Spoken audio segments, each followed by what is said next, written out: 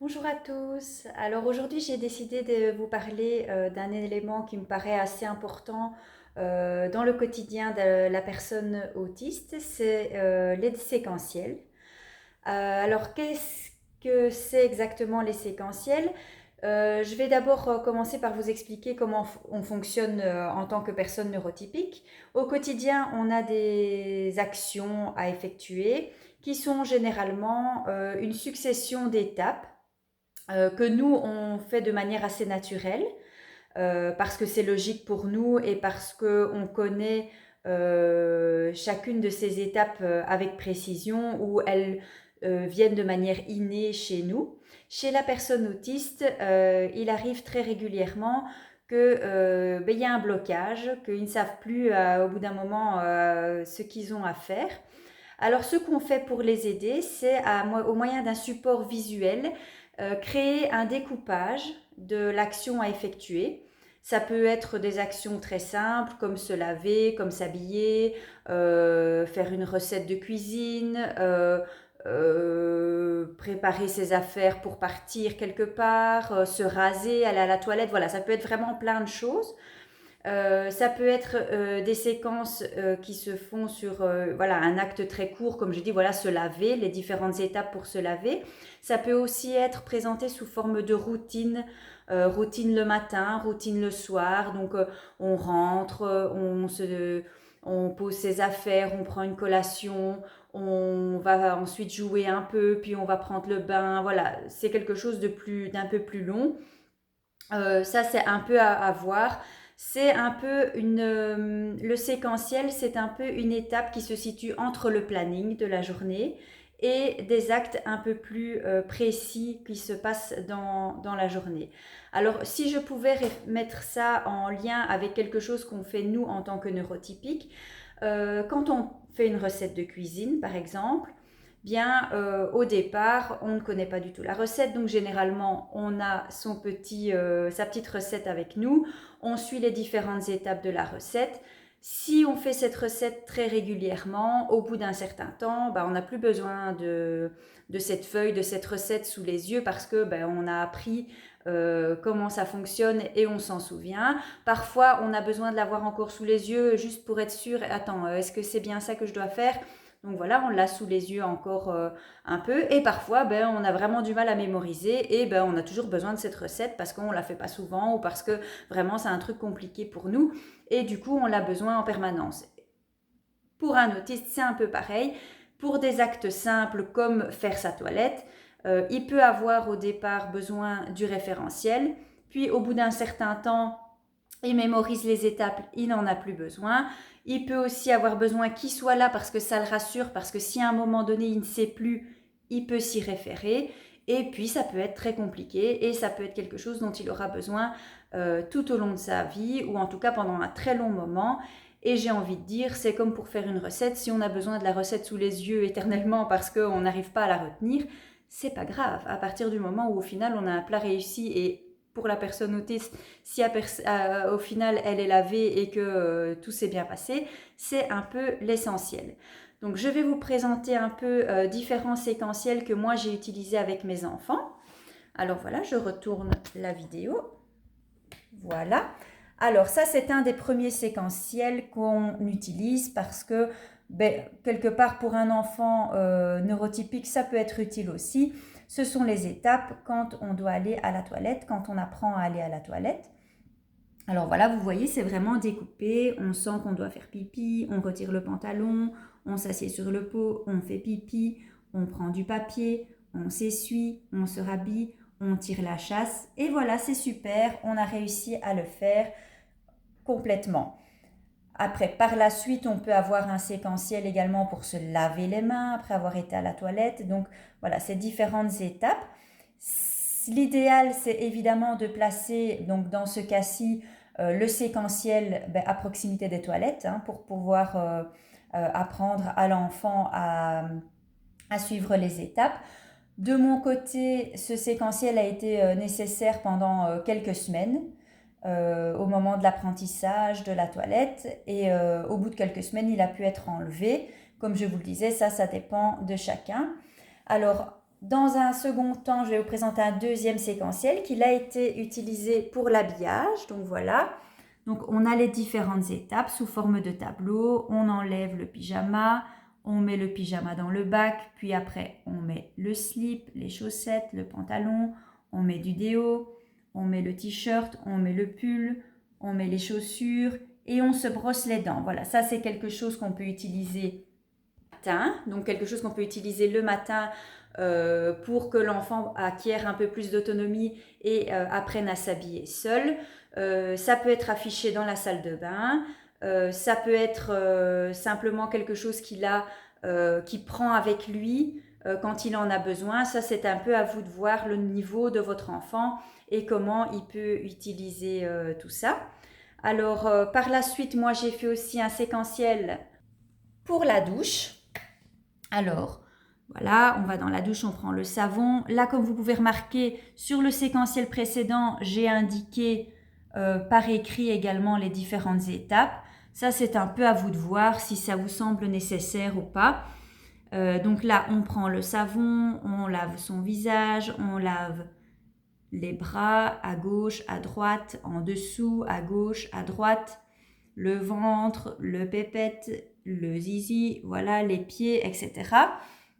Donc là, on a un séquençage, j'ai envie de dire, assez complet de la douche et des différentes étapes pour laver le corps entier. Après, parfois, on peut passer d'un séquentiel à un autre. Parce qu'ici, moi, mon objectif, c'était, dans ce cas-là, j'ai aidé mon fils à se déshabiller, je le mettais à la douche, et une fois qu'il était dans la douche, j'avais plastifié ce petit séquentiel que vous voyez, et il était dans la douche. Donc, ça lui permettait, sans l'abîmer, de l'avoir dans la douche et de savoir ce qu'il avait à faire. Après, une fois que l'enfant a appris à se laver et qu'il a mémorisé les séquences, soit ça reste dans la douche comme référence au cas où il en a besoin, mais on peut aussi pousser l'autonomie un peu plus loin, donc pousser le séquentiel à un niveau supérieur pour lui apprendre à se déshabiller puis à enchaîner. Donc je vais vous montrer ça. Donc voilà, donc par la suite on a eu, voilà, on se déshabille, on fait un petit pipi avant d'aller dans la douche, on entre dans le bain ou dans la douche, on se lave le visage. Bon, ici en l'occurrence, moi je lui demande de laver son visage avec du savon bleu parce que voilà, c'est un enfant, comme je l'ai dit, c'est un ado maintenant, donc il a des petits problèmes d'acné. Donc il y a l'utilisation d'un savon spécifique, on se rince le visage, puis on se lave avec le savon jaune, comme vous voyez. Voilà, on se lave avec le savon jaune. Le savon jaune, c'est pour se laver le corps. Je ne suis plus revenue sur le détail complet de comment on se lave. Il a juste, voilà, on se lave avec le savon jaune, puis on sort du bain ou de la douche, on s'essuie et on met son pyjama. Évidemment, vous remarquez ici que moi, il y a un certain nombre d'étapes qui sont indiquées. Voilà, je les incite à faire pipi avant de monter dans la baignoire. Je les incite à utiliser un savon bien spécifique pour une partie du corps. Ça, c'est des choses que vous pouvez adapter, évidemment, aux besoins de votre enfant, à ce qu'il a à faire, à ce que vous attendez de lui. Donc, ce sont des choses qui sont vraiment universelles parce que vous pouvez les adapter comme vous le souhaitez. Il suffit, vous voyez bien, ici j'ai les images, j'ai un fichier Word, j'ai des petits tableaux parfois, mais c'est extrêmement simple à réaliser. Donc tout ça, ça peut s'adapter. Bien, j'avais fait une petite liste à la toilette, à l'habillage, à la douche, au bain. On peut aussi le faire pour se laver les dents, les différentes étapes pour se laver les dents, en haut, en bas, mettre le dentifrice sur la brosse. Voilà, tout ça, c'est des choses qui sont faisables. Qu'est-ce que j'avais noté d'autre? Vous pouvez aussi l'appliquer pour mettre la table. Ça dépend évidemment de ce que vous avez envie que votre enfant fasse et du niveau d'autonomie que vous attendez de lui. Quand on arrive à des ados ou à des personnes adultes qui ont encore besoin d'apprendre des choses, parce qu'on apprend toute sa vie, on peut même imaginer un séquentiel pour remplir le lave-vaisselle, pour vider le lave-vaisselle, pour cuisiner, pour se raser, voilà, pour plein d'étapes. On peut même imaginer un séquentiel pour aller faire les courses. On fait d'abord une liste, puis on a la liste, on prend ses sacs, on va au supermarché, on prend ce dont on a besoin, on passe à la caisse. Enfin, vous voyez, ça peut être vraiment pour le quotidien et pour toutes les étapes de la vie, être utile d'avoir des séquentiels. Parce que pour nous, ce sont des étapes qui se suivent de manière naturelle, mais ce n'est pas forcément le cas pour une personne autiste. Alors moi, par la suite, j'ai encore évolué parce que voilà, les différentes étapes, aller à la toilette, se déshabiller, s'habiller, apprendre à se laver, voilà, maintenant on étend de plus en plus. Et on peut aussi créer des routines, comme je le disais tout à l'heure, qui sont découpées également en séquences.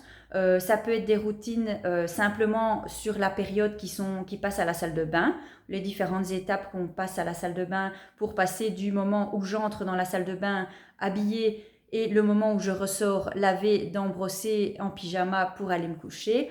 Maintenant, il peut aussi y avoir des séquences qui partent voilà, de ce moment-là. Ensuite, on sort de la salle de bain, on part du principe, voilà, l'enfant est habillé, il rentre, il doit aller à la salle de bain pour se laver, ça c'est une étape. La deuxième étape, c'est qu'il doit mettre son pyjama. La troisième étape, c'est qu'il doit prendre un livre pour raconter une histoire. La dernière étape, c'est qu'il va boire un verre d'eau. L'étape suivante, c'est qu'il va faire pipi. Et la dernière étape, c'est qu'il va aller se coucher. Voilà, ça peut vraiment être n'importe quoi. Également le matin, ça peut être se lever, se préparer, déjeuner, prendre ses affaires, mettre son manteau. Voilà, c'est vraiment différentes étapes et ça peut être adapté aussi bien aux adultes qu'aux enfants, qu'aux ados et en fonction de ce que vous avez besoin de faire.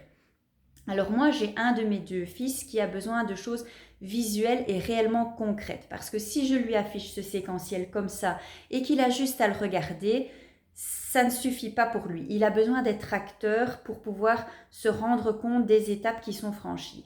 Alors à ce moment-là, j'ai créé quelque chose que vous avez certainement peut-être déjà vu passer sur Facebook ou sur Internet parce que c'est là que j'ai puisé l'idée.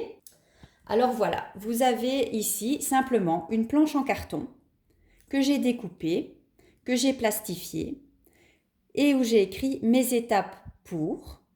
Alors là, c'est mes étapes pour ma toilette du soir.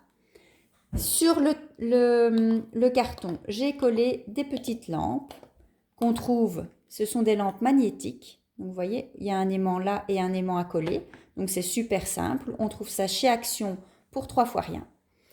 J'ai mis les différentes étapes que j'attends de lui. Donc voilà, là on voit mieux. Se déshabiller, mettre ses vêtements dans le bac, rentrer dans la baignoire, se laver.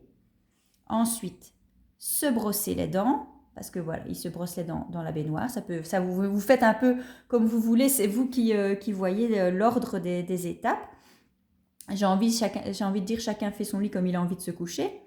Voilà, alors on sort de la baignoire, on s'essuie et ensuite on met le pyjama. Et alors là où j'ai vu un intérêt plus important de mon fils qui présente plus de difficultés, c'est que à chaque étape, hop, il éteint la petite lumière et du coup, il sait précisément où il en est et ce qu'il a encore à faire. Et quand il arrive au bout, pour ma part, quand il arrive au bout, il a droit à une petite récompense. Pourquoi ? Parce que vous savez que les récompenses, ça aide beaucoup à stimuler l'enfant. J'en ai déjà parlé dans une vidéo précédente. Alors ici, comme vous voyez, les pictos, ils sont scratchés, y compris le picto qui donne les étapes pour quoi faire. Donc c'est un tableau qui peut être utilisé un peu à toutes les sauces. Ça peut très très bien fonctionner pour un rituel du soir par exemple, où on a se mettre je ne sais pas, souper, aller se laver, mettre son pyjama, lire une histoire, faire pipi, faire dodo par exemple. Donc c'est des choses qui sont très très simples à mettre en place, qui coûtent vraiment 3 fois rien et j'ai remarqué une réelle amélioration. Comme je le disais, ce sont des choses que vous pouvez parfaitement adapter et qui sont adaptables à tous âges, à toute personne et à tous les besoins que vous pouvez rencontrer.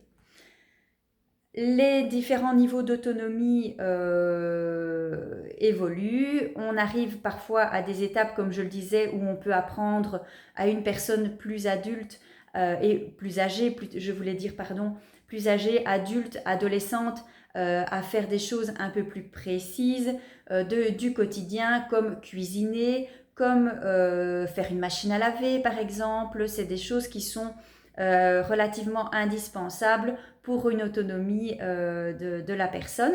Alors au niveau des recettes de cuisine par exemple, bien nous on utilise généralement une recette quand on a besoin de quelque chose d'un peu plus élaboré. Maintenant, une personne avec autisme peut avoir besoin de différentes étapes pour faire quelque chose de relativement simple, comme par exemple se faire une tartine. Donc on peut avoir un séquentiel qui reprend, voilà, je prends le pain, je prends le couteau, je prends le fromage, je prends la tartine, je telle le fromage. Voilà, vous avez compris le principe. Ça peut être aussi simple que ça, et on peut aussi partir sur des recettes un peu plus élaborées. Voilà, ici par exemple, moi j'ai préparé parce que pendant les vacances, on arrive aux vacances de carnaval et pendant les vacances, je vais faire avec eux de la compote. Donc voilà, j'ai préparé un séquentiel qui reprend les ustensiles qu'ils vont avoir à préparer avant de commencer. L'idéal, c'est d'essayer d'avoir des images qui correspondent le plus possible au matériel que vous allez effectivement utiliser. Soit on cherche sur Internet, soit on fait carrément des photos du matériel qu'on va utiliser. On prépare les ingrédients et puis on a la recette. Alors ici, j'ai fait avec des chiffres. Voilà, on épluche les pommes, on découpe les pommes, on fait des petits morceaux, on met tous les ingrédients qui sont prêts dans le plat, on met le plat au micro-ondes. Quand on le sort, on mixe les pommes et on aura une chouette compote à faire à la maison, à manger à la maison. Et maman. Donc voilà, ça vous donne un peu une idée de ce qu'on peut faire au niveau des séquentiels. J'espère que ça vous aura aidé. Pour avoir des idées supplémentaires et des bases pour travailler, vous pouvez tout simplement taper sur Google séquentiel autisme, séquence autisme, routine autisme. Vous allez dans l'onglet images et là vous allez avoir des idées, des pictogrammes, des photos. Je peux aussi éventuellement partager sur ma page Facebook des choses que j'ai moi-même créées. Donc voilà, j'espère que ça vous aura aidé. Il est évident aussi que tout ce que je vous ai montré là peut également être utilisé sur une tablette. On peut créer sur tablette les différentes séquences, ce qui permet de ne pas devoir avoir tous ces éléments d'image. Encore une fois, ça dépend un petit peu de la manière dont votre enfant perçoit les choses et de ce qui vous paraît le plus pertinent pour lui. Voilà, je vous rappelle l'adresse email qui est astuce avec s.autisme@gmail.com et je vous rappelle aussi l'existence de la page Facebook Astuce Autisme pour avoir des informations supplémentaires. Je vous remercie beaucoup de votre attention et n'hésitez pas à réagir si vous le souhaitez. À bientôt!